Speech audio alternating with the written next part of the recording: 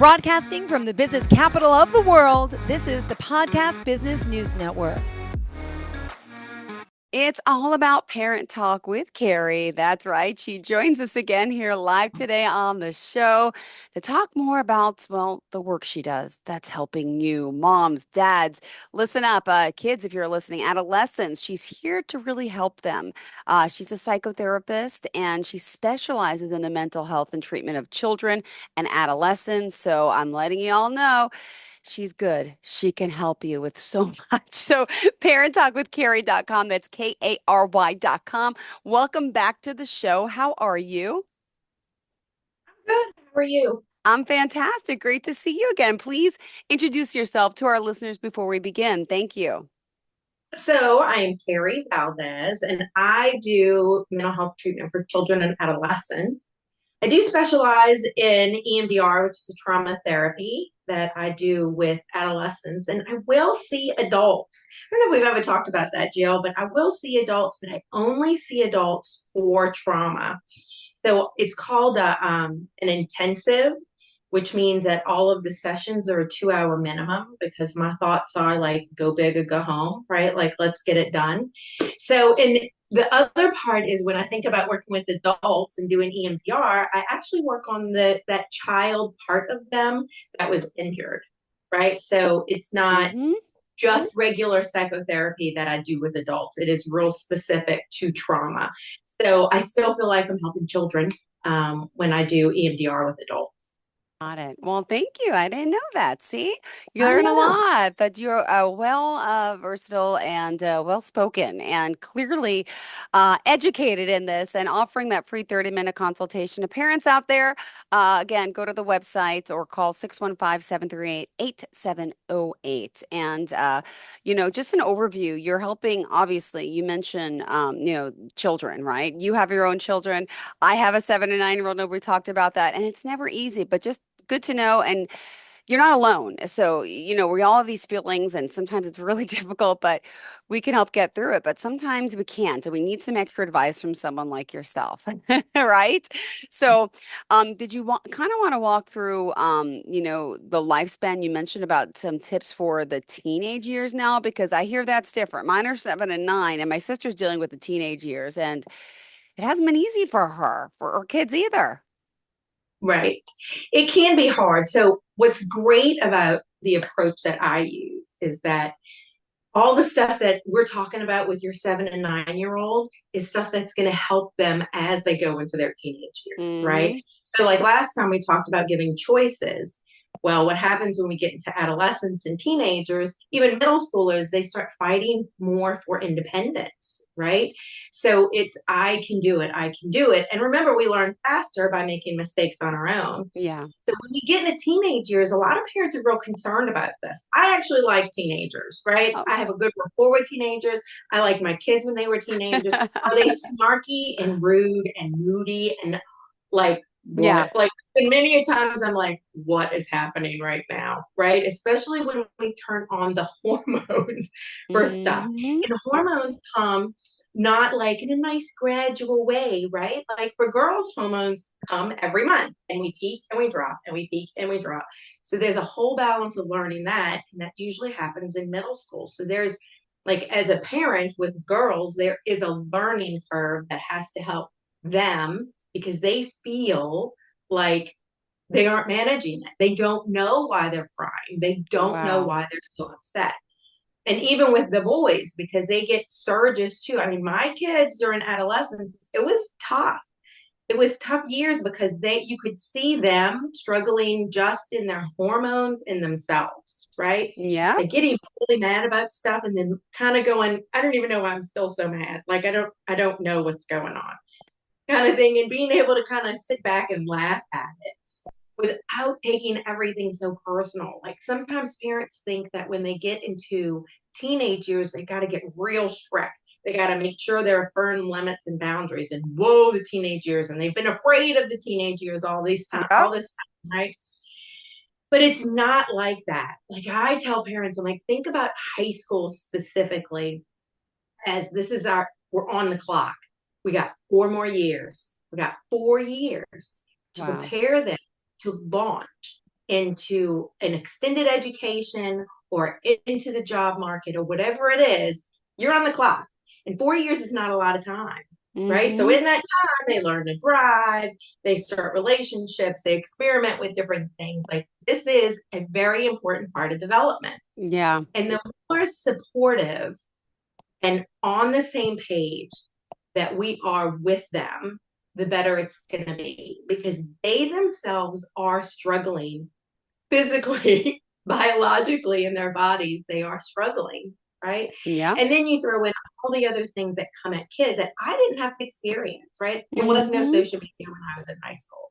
I mean, we didn't have computers. I didn't have computers through college, right? I mean, I didn't have that kind of stressor in my life that makes it harder for them. So to be supportive and listening during adolescence is more helpful and not just strict rules that you're passing on because those are the rules your parents had for you, right? This is the way I was parented. This is the way I'm going to parent you. Well, that doesn't actually always work because they're only half you. The other half of them is your partner, Yeah. right? Only half you. So you might have done well with this Mm-hmm. type of parenting, but that Yeah. doesn't mean they will. So it's knowing each child individually. So I always tell parents, and they always kind of look at me like I'm a little crazy when I say this, but it's kind of like curfew, for example. It's not you have to be home by 10 or you have to be home by 11. That's it. That's the rule. Got it. It should be more of a conversation like what time, where are you going? Who are you going to be with? And how much time do you need to be there? Yeah. And then we are talking and communicating. So you're getting more information, not in an angry way, but in a now you know who they're really with. You know where they are really going. And you get to know, okay, how much time do you need? Now, if they say, well, I'm thinking like 2 o'clock in the morning, right? Then you get to laugh, right? And go, okay, no, for real. Like what time? Come on. And then it is a conversation with mutual respect for each other, right? So then they might still push it, and then you like midnight. They might be like midnight, and I would say things like, "Okay, do you really need that much time? Because you know curfew is earlier than that. Like you can't be out past 11. Like, can you get this done and be home in time?" Right? And then it's a conversation, and then when they don't stick to it, Yeah. it's just a consequence. It's not a debate because they Yeah. themselves have agreed to this. They know Mm-hmm. not followed the rules. They Yep. talked about it with you. So when there is a reasonable consequence that follows, nobody's surprised, Yep. right? That's just how it goes. Now, sometimes they might be willing to risk it, depending on what it is, and you follow through with the consequence and we just move on, right? But the relationship is really important as we start getting into adolescence and these teenage years. And I've told parents, I would like for you to say yes as much as you can. I would like for you to say yes because I want them to make like mistakes that you can help Wow. them get through before they leave forever. I don't want them to make all their first mistakes their freshman year of college, right? This doesn't help. This is when I have kiddos that come back. They come back, they flunked out, they got kicked out, or their anxiety is so bad that they can't manage it, Mm-mm. right? Because Ah. they've not been allowed to have the real world present to them. And then when No. they get to college, it's too Ah. much for Well, there's, I want to say yes more too. them, right? Right? Got to trick them in a sense because, like with my kids, I say a lot of no now. I do, and I find that only causes more confrontation, more Yeah, right? Say yeah. yes more, but how do I say yes more in moderation? So that's a good question. And sometimes, so we say, and I have to think about it, like even with my own boys, I was like, okay, why would I say no? They have great grades. They are doing everything they're supposed to do. They work hard. I can see that there is actually no reason for me to say no and to not trust them because they haven't done something to make them untrustworthy. You know what I mean? Like I would give them the benefit of the doubt first, right? And even when they do make mistakes, if they follow through with the things like taking responsibility for it, feeling bad about it, you know what I mean? Like attunement, I mean, not attunement, oh Lord, I don't know not the word. penance, but It's like, okay. It's okay. but But like, I'm trying but to pull like it. just feeling like you know that they get that what Mm-hmm. they did was wrong. This is still a win for you. It's still a win. Like, okay, that is a great life lesson that my child just learned.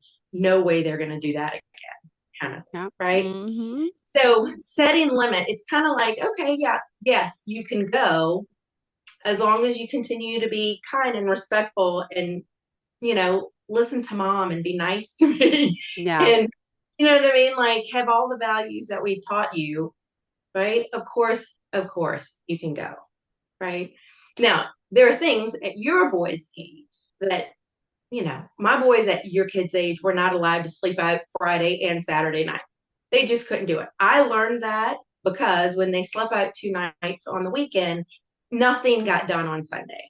They were cranky. The weekend was just Wow. the wash. Parents get mad too. Parents get mad when you let kids stay up all night. Your child slept at somebody's house and the parents didn't ever make them go to bed and they have a full day on Saturday. And the child is cranky and moody and sleeping the whole time. Right. So this is Mm-hmm. something that you've learned that your child doesn't manage well. So then it's okay, you sleep out one night on the weekend. Which one would you like? Give them You the know what I mean? choice. Give them the options. Right. Right. And then the choices doesn't go away. Right. Even when they want something, if they ask for something, okay, well, do you want that? Or do you want this? Because we can't manage both. Even if it's going to do things like, oh, I have to pay for the trampoline park, that's a lot, or you want me to pay for a movie, which one is going to be best for you? Because we can't do both because of the money situation. Just an example, right? And then they Yeah. still get to pick what it is, right? Or do you want to do this that you can do with your brother? Or would you rather do this that you just have some alone time with your friend? Right? And it's still giving them choices about even going to do things. Yeah. Like you told me to give my kids choices when it comes to their homework. It's not do the homework now, like I try to do, and it never works, and they get angry and nasty and mean. It's give them the choice. Would you like a snack now? Would you like the iPad for 30 minutes? And it's been working great. The accountability factor of them. Oh, another five, another five. No, no, no. I did that a few times, gave them the five, got them into it, and then I have not had a problem until yesterday. Yesterday was a problem. My little guy, 7, had his heart set on building another Lego. I can't stand Legos, by the way. You lose one piece, and the anxiety of losing the piece and getting frustrated is worse than it ruins the whole fun of it. Anyway, so and he never asks that. So I'm like, okay, I'm like, we could do the Lego when you come home from school. We have the dentist. Do the Lego when you get home, then we'll do the homework. So that's not a problem. But last night, then I guess he's tired. We did the dentist. He built the Lego, well, part of it, and then he got frustrated because he lost a piece. So that's probably where this behavior thing came out. And I said, okay, well, now it's time. You promised, we're going to do the homework now. And he had a meltdown. And I think it was because of the Lego. So I gave in a sense, and I said, okay. I said, we'll do this. I said, let's do your bath, well, your shower now. And then, in the morning, would you like to do your homework then? He says, yes, please. I'm like, okay, so it's not going to be a problem in the morning. No, no, no. Woke him up this morning. He didn't want to do the homework, and I was mad. So I said, I gave you all these chances. I said, you had a choice to do it after school. Mommy let you. I tried explaining to him. He's not going to understand it, right? What mommy let you do. And then last night I gave you the choice. Gave me a really hard time. I had a fight with him to do the homework this morning, which we got done. But it was one time so far in like a week that he gave me a hard time. The other one, the 9-year-old, has been great with it. He loves his snack, he loves his iPad, and he's been doing his work. So I gotta commend him. And even the little guy, but it was just one bad night because I think the whole losing that piece of the Lego set him off and set mom off too. But Right. I like that, giving them choices. And that's something you taught me, we addressed on previous shows, and you're talking about today as well. Yeah, you still got to give them choices. I like that. Yeah. And um, just for a little bit more of a suggestion when you talked about the Legos, Okay. right? Um, we lose Legos. Like that's just part of the deal. And he's only 7. You know what I Yeah. mean? And like stuff happens. And this is a great opportunity for him to learn that stuff just happens and we lose things and things don't go our way because that is so real life, right? Yep. Things don't go our way and we have Yes. to learn to roll. We just do Mm-hmm. all the time. We have Yep. to just change course and figure it out. Okay. So a great opportunity is that he lost the Lego, right? But the part is, wow, man, I know I hate when I lose stuff too. It's no fun, and now it doesn't go together the way it was supposed to, you know. But it's still supposed to be fun, right? And if it's not fun, then are you sure you want to play with Legos anymore? And then ask him and see what he says. Like he's gonna say, well, yeah, I still want to play with Legos. And then you get to say things like, but you're still going to lose pieces. We're going to lose pieces. And you get so upset. What are you going to do? And then see what he says. Well, I'll try not to get so upset. Well, it would be good because it kind of takes the fun out of doing it. Like, because it Yeah. ruined your night last night. And this Yeah. could be a conversation you have today when things are good, right? You Okay. aren't upset about the Lego. You aren't upset about, you've had a whole day of school in between the upset about homework. So having a conversation and going, because it's real life, like we're going to lose Legos. Yeah. It's just, I mean, there's so little. Come on. I'm going to vacuum one of those pieces up. You know that's happening. One's going to fall down the vent in the floor. Yes, yes, Dog is yes. going to take one. One's going to get kicked under the bed. I mean, that's just how it is. That's But what so are we going funny. to do? Does it ruin our whole night like it did last night? Yeah, Or can we no. roll and just kind of know that this is going to happen and we got to find a way to just make it okay? Oh my gosh. Well, and then I also Googled today, there is a hotline I can call. So I can also make that part of the solution. He can still get his piece. It's going to take a while, but I did Google that earlier this morning. Is that a hotline for Yeah. Lego pieces? Uh-huh. There's supposedly like a model number. I got to look into the instructions for each piece in the back of the guide, and you call them. If you're missing one, they'll send it to you. Sometimes if it's more than one, I think you got to pay for it, but it's probably not much money. I'm going to call it later after work. Who knew? And gosh, if you can use that as a Mm-hmm. tool, think about how great that is. You know what mom's Yeah. going to do because I know you get so upset. Well, I'm going to do this for you this time. Next time, we got to figure out how you can pay for your pieces that you lose, Ah, right? that's a Because this good is one. it's hard to keep track of them. So the choices then become we get over it quickly, Mm-hmm. acknowledge that Yep. we lose pieces because nobody's perfect and that's okay. Yep. Or you lose pieces and they might be important pieces and you are willing to pay to get that piece replaced. And I I love will it. certainly help you figure that out. Like, how do we call and do all that? Took my Right. But it notes. is, Notes taken. Yep. Okay, yeah, good. that's a great way to manage. Yeah. Well, thank you. And oh, we got to remind everyone who we're talking to. Kary, how do we contact you? My goodness. I'm Kary Valdes. You Mm-hmm. can contact me through my website at parenttalkwithkary.com. You can email me at karybaldezlcsw@gmail.com. And you mentioned earlier today, my phone number is 615-738-8708. Also, Perfect. still working on my book, still got to work through the editing. I'm more than half through my editing. And the book will Amazing. be, I think, Your Child Came with This Manual. Yeah, Um, we all do. hoping, Yeah. I'm hoping that those that need it will reach out. Mm-hmm. And by the way, when do you figure it's going to be done? When can we, is there any projected date of next year that, You know what, Jill? I actually need a date. okay. Somebody needs to give me a date because what the problem is I keep doing other things. Like there's always something else for me to do. And I have clients that I see and therapy notes that I need to do. And you know what I mean? Other Yep. research I need to do and calling back parents and doing all these things, right? That it just keeps getting bumped back.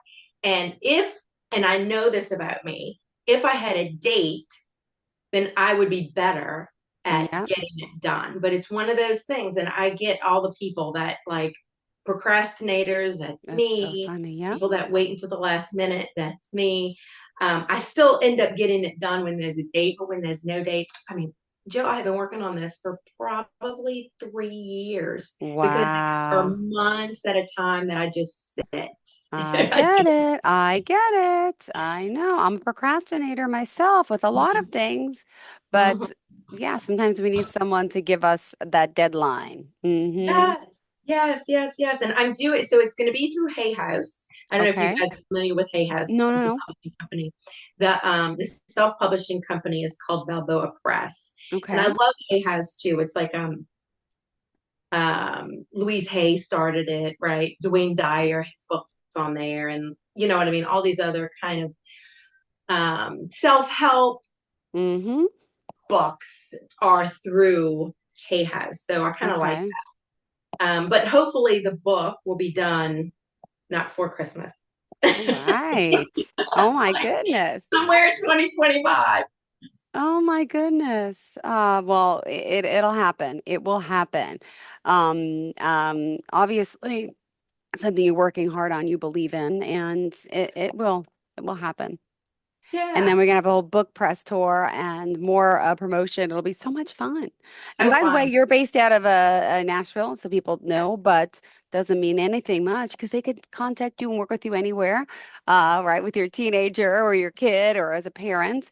Did you want to share more about the respect aspect? I know about Yeah. you said it's really important to be respectful to kids, to teach them Right. that respect, right? And parents think that kids are supposed to always respect them. He has no respect. She has Mm-mm. no respect. You are supposed to respect me. And what happens is that we are actually the ones that start that when they're little, right? Do we respect them? Do we respect their time? Do we respect their body? Do we respect them? Do we just always bust into their bedroom without at least knocking first? Do we change the TV when they're in the middle of a show? Do we just snatch the pad out from them because that's what we do? This is not respect, right? Do we talk to them terribly? Respect goes both ways, right? If we want them to respect us, we need to role model what respect looks like first. And that happens from zero through adolescence and until they leave, right? We have to respect. How would you talk to your friend? Right? How would you talk to other people? We don't talk to children terribly and expect that they're going to talk to us nicely too, right? And respect is so important, and it starts with us respecting them. And I don't think most parents actually realize that, right? But we role model. How do we teach respect? Is by role modeling respect for them. So if we can do that in the younger years with kids, right? Then as they get older, it certainly helps with all of the relationship stuff that we've been talking about, right? We don't want kids to not do things because they fear what we're going to do. We want kids to make decisions based on how it is going to affect their life, right? We don't want kids drinking and driving because they might, what if my mom finds out? I'll be granted forever. They'll take the car away. That is not a reason to not drink and drive. A reason to not drink and drive is because of how it affects you. You get caught, and that you could disappoint your parent because you have respect for them. You aren't going to do crazy, risky things, not for fear of them, but because you don't want to disappoint them, because you love your parents and your parents love you. And that is what guides behavior, right? So it's not the fear. We don't want kids to fear us. We Mm-mm. want them to just have this respect and not want to disappoint us. I like that. You're right, fear, because that was the fear factor. I feel like that was the thing of the past. The older generation would fear. I would assume where my mom, my dad grew up, how I hear stories, horror stories of fear. I don't think that worked. Then you get the next generation. I think people just like trying to be your best friend, right? And now, well, how we describe it? It's not being a best friend, it's parenting, but it's also friendship. It's like a combination because Right. Right. right? Well, it's parenting. They need to know that you're going to hold them accountable. they need to know that there are lines and boundaries, that you're going to Yes. hold them accountable in a loving way, but hold them accountable nonetheless. Like kids Mm-hmm. do need limits and boundaries. Kids that don't have limits and boundaries have lots of anxiety, right? And we've Yeah. talked about that too. So they need to know what the limits are, mainly because they're kids and they don't know. They actually don't know what the limits are. We help them figure that out by holding them accountable for things. But it also teaches them how to be responsible for themselves, right? How to take care of themselves, how to care for others. So it is about a mutual relationship for each other. But as a parent, we always want to be the parent because Very they need true. to know that I got you. I can handle anything you have. I'll love you through everything, even though there has to be consequences. I'm going to love you no matter what happens. We still have to respond to this bad behavior and the bad choices that you're making, right? But I'm still your person. Like I got you no matter what. It reminds me of that song, I'm Going to Love You Through It. Is that by Martina McBride? I think. I don't You got to know. look it up. It's a good one. Yes, it does. And the advice that you're offering, you mentioned today, by the way, this is our last show, right? Yes. Oh, Yeah. so sorry, but it's been great, great, great, great. Well, let's just stay on a few more minutes here if we can. Okay. And for those that may not know, all the work that you're doing, you also do the EMDR. If you want to just touch upon some of the other services, you do the therapy, the parenting, there's speaking. I mean, there's a lot to you. So just take another few minutes if you don't mind. Just give me Yeah. another little overview, or we'll finish up So for I today. I do have a YouTube page. It's called Parent Talk with Kary. And it's Okay, a lot of videos that I've done. So on Sunday, I'm doing a parenting video at the church here, St. Stephen's in Mount Juliet. And the presentation is on kids and technology, right? So we're going to record it and I will upload it to my YouTube page for people to watch there, right? good, And then, so then there's the possibility of doing the Zoom classes. I can obviously go and speak in other places, right? Spoken at high schools and things, spoken with parents of kids in high schools when bad stuff has happened, right? That affects everyone. And we usually talk when I do that, it's some kind of trauma, like death. You know what I mean? Like a student died. How do we hmm, manage that kind of stuff? I've done Zoom calls with schools, with yep, parents when bad stuff has happened because everybody is really worried about how to manage this.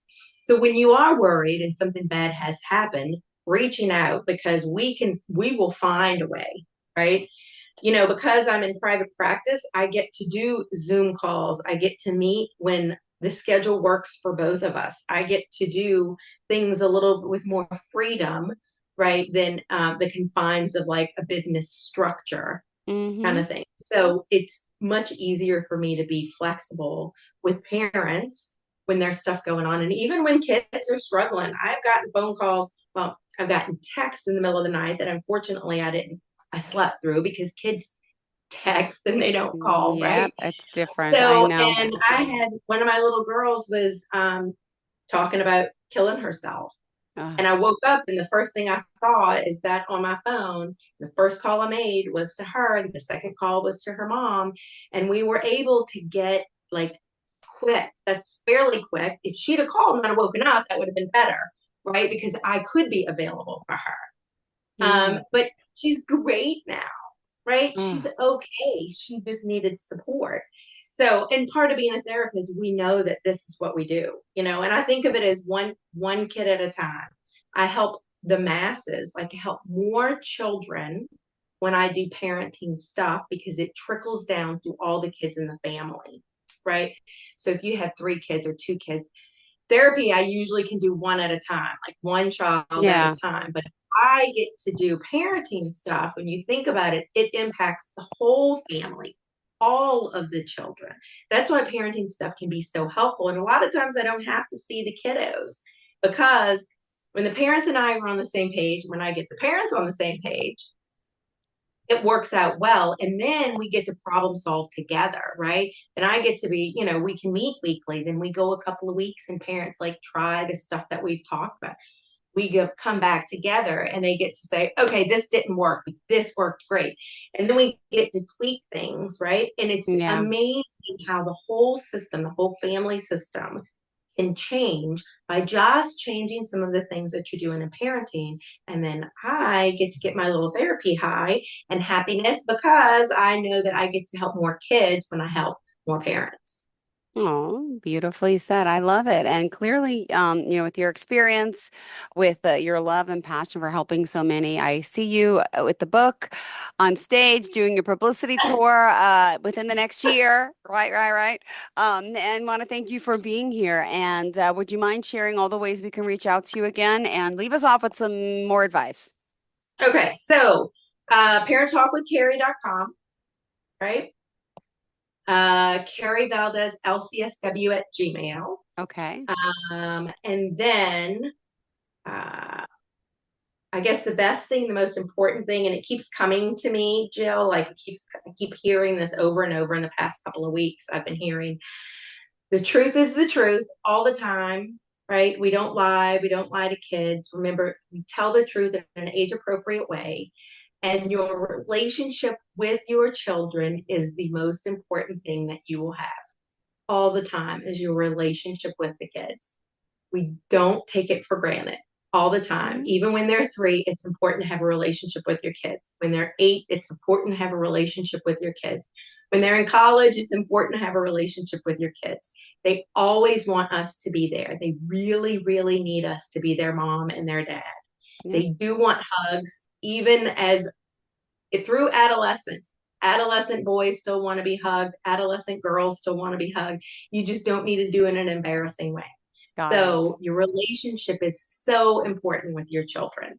Oh, thank you for that. And we'll remember that the holidays are here too, and we just got to be grateful, thankful, and know it'll be okay. But there's things you need to work through, and we need sometimes a neutral perspective. Yeah. Thank you again. Yeah. Parent Talk with Kary, Kary.com. Pleasure having you here. And until next time, I'll say, hopefully we'll speak again. Okay. Okay. All right. Thanks, Jill. Thanks so much. Bye-bye. Are you looking for even more of the podcasts and hosts that you love? The Podcast Business News Network is proud to announce that you now have even more ways to listen live. Check out the MyTuner Radio, online radio box, and Simple Radio apps on iOS and Android, or find us online. Search for Business News Network on mytuner-radio.com, or search Podcast Business News Network on streama.com and onlineradiobox.com/US. Take your podcast on the go and don't miss a minute of the action.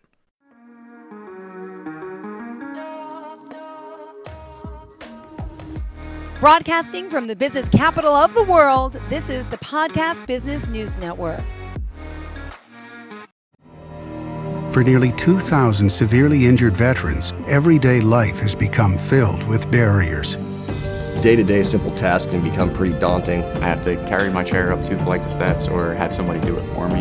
What scares me the most is just the falling. When I'm struggling with my house, I think, to have that one great barrier just knocked down, it's crucial.